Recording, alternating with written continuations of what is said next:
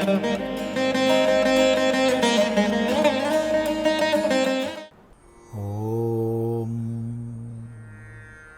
ഗുരുർബ്രഹ്മാ ഗുരുർവിഷ്ണു ഗുരുർദേവോ മഹേശ്വരഃ ഗുരുസാക്ഷാത് പരം ബ്രഹ്മ തസ്മൈ ശ്രീ ഗുരവേ നമഃ. ഓം സദാശിവസമാരംഭാം ശങ്കരാചാര്യമധ്യമാം അസ്മദാചാര്യപര്യന്താം വന്ദേ ഗുരുപരമ്പരാം. ശ്രീ ശങ്കര കൃതികളിൽ ശിവാപരാധ ക്ഷമാപണ സ്തോത്രമാണ് നമ്മൾ ശ്രദ്ധിക്കുന്നത്. അതിൽ ഗർഭവാസത്തിലും ശൈശവ ബാല്യങ്ങളിലും യൗവനത്തിലുമുള്ള വിവിധങ്ങളായ അനുഭവങ്ങളെ പറഞ്ഞുകൊണ്ട് എല്ലാ അപരാധവും ക്ഷമിക്കണേ എന്ന് പ്രാർത്ഥിച്ചു. തുടർന്ന് 4-ാമത്തെ ശ്ലോകം. വാർദ്ധക്യേ ചേന്ദ്രിയാണാം വിഗതഗതിമതിശ്ചാധിദൈവാദിതാപൈഃ പാപൈരോഗൈർവിയോഗൈസ്ത്വനവസിതവപുഃ പ്രൗഢിഹീനം ച ദീനം മിഥ്യാമോഹാഭിലാഷൈർഭ്രമതി മമ മനോ ധുർജടേർധ്യാനശൂന്യം ക്ഷന്തവ്യോ മേ പരാധഃ ശിവ ശിവ ശിവ ഭോ ശ്രീമഹാദേവ ശംഭോ. വാർദ്ധക്യേ ചേന്ദ്രിയാണാം വിഗതഗതിമതി ആധിദൈവാദിതാപൈഃ പാപൈരോഗൈർവിയോഗൈസ്ത്വനവസിതവപു പ്രൗഢിഹീനം ച ദീനം മിഥ്യാമോഹാഭിലാഷൈർഭ്രമതി മമ മനോ ധുർജടേർധ്യാനശൂന്യം ക്ഷന്തവ്യോ മേ പരാധഃ ശിവ ശിവ ശിവ ഭോ ശ്രീമഹാദേവ ശംഭോ.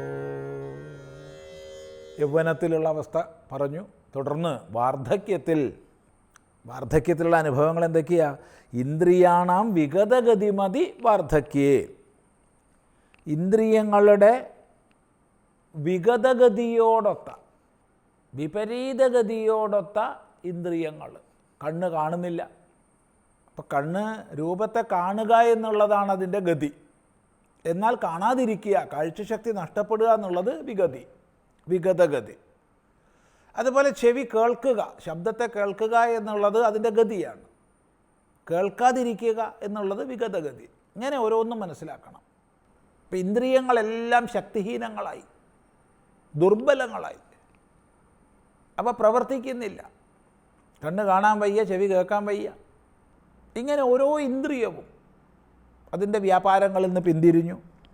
പിന്നെയോ ആധിദൈവാദിതാപൈഃ, ആധിദൈവാദിതാപങ്ങളെ കൊണ്ട്, ആധിദൈവം എന്ന് പറഞ്ഞാൽ ആധിദൈവികമായി ഉണ്ടാവുന്ന ക്ലേശങ്ങൾ, ആധ്യാത്മികമായിട്ട് താൻ കാരണം തന്നിലുണ്ടാവുന്ന ക്ലേശങ്ങളാണ്. അത് കരുതലോടുകൂടി ജീവിച്ച് പരമാവധി കുറയ്ക്കാമെന്ന് വയ്ക്കാം. എന്നാൽ ആദിഭൗതികങ്ങളും ആദിദൈവികങ്ങളുമായിട്ടുള്ളവ അനുഭവിച്ചല്ലേ തീരൂ. അങ്ങനത്തെ നിരവധി ക്ലേശങ്ങൾ വന്നുകൂടുകയാണ്. ഇനി വാർദ്ധക്യത്തിൽ അംഗങ്ങളെല്ലാം ശക്തിഹീനമാകുമ്പോൾ വീഴുക, പരിക്ക് പറ്റുക, അങ്ങനെയുള്ള വിഷമതകൾ കൂടും. കൊച്ചുകുട്ടിയാവുമ്പോഴും വീണിരുന്നു, ധാരാളം വീണു. പക്ഷെ കുട്ടികൾക്ക് പരിക്ക് പറ്റുന്നത് കുറയും. അതേ അവസ്ഥയാണ് വാർദ്ധക്യത്തിൽ. അപ്പോഴും ഇടയ്ക്കിടയ്ക്ക് വീഴുകയാണ്, പക്ഷേ വലിയ പരുക്കാണ് സംഭവിക്കുന്നത്. എല്ല് പൊട്ടുന്നു, അനങ്ങാൻ വയ്യാതെ കിടക്കുന്നു, അസഹ്യമായ വേദന അനുഭവിക്കേണ്ടി വരുന്നു. ഇങ്ങനെ എത്ര ക്ലേശങ്ങളാണ്. അതാണ് ആദിദൈവാദിതാപൈഃ എന്നുള്ളത്. ആദിദൈവികം തുടങ്ങിയ എന്നുള്ളതിൽ ആധ്യാത്മികവും ആദിഭൗതികവും പെടും. ഇപ്പോൾ ദൈവഗത്യാ വരുന്നതും മറ്റു ഭൂതങ്ങളിൽ നിന്ന് വരുന്നതും താൻ കാരണമുണ്ടാകുന്നതുമായിട്ടുള്ള ദുഃഖങ്ങൾ അത് എണ്ണമറ്റവയാണ്. പാപൈരോഗൈ വിയോഗൈ, വിവിധങ്ങളായിരിക്കുന്ന പാപകർമ്മങ്ങളുടെ ഫലങ്ങൾ അനുഭവിക്കേണ്ടി വരുന്നു വാർദ്ധക്യത്തിൽ. അപ്പോൾ യൗവനത്തിൽ ഗർവിഷ്ഠനായിട്ട് മതാന്വിതനായിട്ട് പലതും ചെയ്തു കൂട്ടി. അന്ന് ഉപദേശിച്ചവരോട് പോലും നമുക്ക് കയർക്കുക ചെയ്തത് നമ്മൾ. എന്നാൽ അതിൻ്റെ എല്ലാം ഫലം വന്നു ചേരുക. യൗവനാദ്യ അവസ്ഥയിൽ ചെയ്ത പാപത്തിൻ്റെ മുഴുവൻ ഫലം വാർദ്ധക്യത്തിൽ വന്നു ചേരുക. നാനാവിധ ദുഃഖങ്ങൾ, രോഗങ്ങൾ, ക്ലേശങ്ങൾ അത് ബാല്യ യൗവനങ്ങളിലെ പാപത്തിൻ്റെ ഫലമായിട്ട് വന്നു ചേരുന്നു. അതാണ് പാപൈഹി രോഗൈഹി. ബാല്യത്തിൽ ധാരാളം രോഗങ്ങളുണ്ടായിരുന്നു, ബാലാരിഷ്ടതകൾ. അതുപോലെയാണ് വാർദ്ധക്യത്തിൽ അതിനേക്കാളേറെ നിത്യവും രോഗമാണ്. ത്രിദോഷങ്ങളുടെയും അസന്തുലിത ഭാവം, വാത പിത്ത കഫങ്ങൾ ദുഷിക്കുന്നു.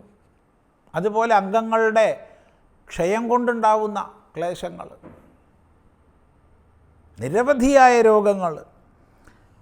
പിന്നെ വിയോഗൈഹി, പ്രിയപ്പെട്ടവരുടെ വിയോഗങ്ങൾ. ആരൊക്കെ തന്നെ സമാധാനിപ്പിക്കാനും തനിക്ക് ആശ്രയിക്കാനും ഉണ്ടായിരുന്നു, അവരോരോരുത്തരായി വിയോഗം സംഭവിക്കുകയാണ്. കേവലം വ്യക്തികളുടെ വിയോഗമല്ല, സ്ഥാനങ്ങളുടെ വിയോഗം. ഇന്നലെകളിൽ സ്നേഹപൂർവ്വം കൂടെ നിന്നവർ തിരിഞ്ഞു നോക്കുന്നില്ല, അവഗണിക്കുന്നു. ധനത്തിൻ്റെ വിയോഗം. ധനസമ്പാദനത്തിനുള്ള ശേഷിയുണ്ടായിരുന്നു ഇന്നലെ, ഇന്നതില്ല. അങ്ങനെ നാനാവിധ വിയോഗങ്ങൾ സംഭവിക്കുന്നു.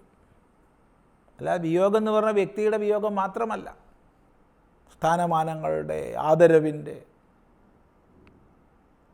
യുവാവായിരുന്നപ്പോൾ യുവത്വത്തിൽ കൂടെ നടന്നവരിപ്പോൾ ദൂരെ നിന്ന് കാണുമ്പം തന്നെ വഴിമാറി നടക്കുകയാണ്. ഇങ്ങനെ പലവിധ വിയോഗ ദുഃഖങ്ങൾ. അതാണ് പാപൈഹി രോഗൈഹി വിയോഗൈഹി തു. ഇവയെക്കൊണ്ടൊക്കെ അനവസിത വപുഹു, അനവസിതമായ വപുസ്സോട് ശരീരത്തോടു കൂടിയവനാകുന്നു. നിലകൊള്ളാത്ത, അനവസിതമാകുന്നെന്ന് പറഞ്ഞാൽ നിലകൊള്ളാത്ത, ആടിപ്പോകുന്നു ശരീരം. ശരീരത്തിന് തന്നെ നിൽക്കാൻ സാധിക്കുന്നില്ല. ഈ ഒരവസ്ഥയിലെ വാർദ്ധക്യ ക്ലേശങ്ങൾ, ഇതിനെല്ലാം കാരണമായിരിക്കുന്ന അപരാധം പൊറുക്കണേ ഭഗവാനെ എന്ന് സങ്കല്പിക്കുകയാണ്. ഈ ഒരു ഭാഗം നമുക്ക് വീണ്ടും ചിന്തിക്കാം. അടുത്ത പ്രാവശ്യമാവട്ടെ.